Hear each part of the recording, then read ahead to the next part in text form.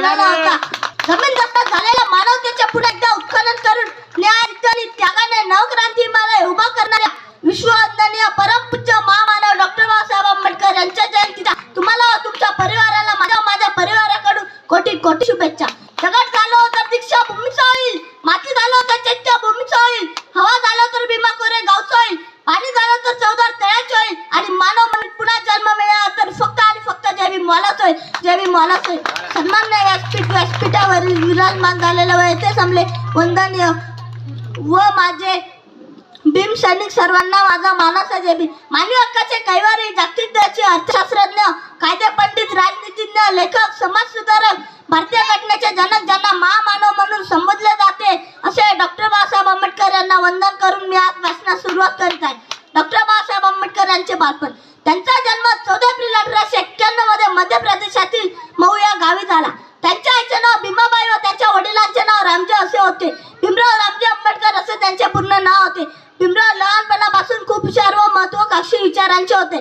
शालेय शिक्षण घेताना अस्पृश्य म्हणून त्यांना मान आणि स्वीकाराव्या लागल्या, पण ते मुळीच कसले नाही. डॉक्टर बाबासाहेब आंबेडकर यांनी दीनदलितांचा उद्धार हे जीवनातील अंतिम ध्येय ठरले. डॉक्टर बाबासाहेब आंबेडकर इयत्ता 4ची परीक्षा पास झाल्यानंतर केओस्कर गुरुजींनी त्यांना श्री भगवान गौतम बुद्धाचे चरित्र पुस्तक वाचायला दिले. पुस्तक वाचून भीमराव खूप प्रेरित झाले. एके दिवशी भीमराव पेपर देऊन आले. जेवायला बसले. वडिलांना विचारले, बाबा तुम्ही नाही जेवत? वडील सांगतात, भीमराव तुम्ही जेवून घ्या, तुमचे झाले की मी जेवतो. दुसऱ्या दिवशी भीमराव पेपर देऊन आले. जेवायला बसले. वडिलांना विचारले, बाबा तुम्ही नाही जेवत? वडील सांगतात, भीमराव तुम्ही जेवून घ्या, तुमचे झाले की मी जेवतो. तिसरा दिवस असंच गेला. चौथा दिवस गेला. 5व्या दिवशी भीमराव पेपर देऊन आले.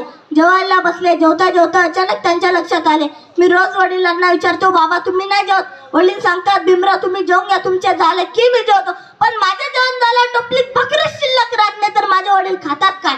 बाबा मी रोज तुम्हाला विचारतो, तुम्ही जेवलास का? तुम्ही सांगतात, भीमराव तुम्ही जेवून घ्या, तुमचे झाले की मी जेवतो. पण बाबा माझे जेवण झालं टोपलीत भाकरीच शिल्लक राहत नाही तर तुम्ही खातात काय? तुम्हाला भूक नाही का लागत बाबा? भीमराव तुम्ही एवढे मोठे व्हा की तुमचं मोठेपण बघून माझं पोट भरेल. भीमराव तुम्ही मोठे व्हा.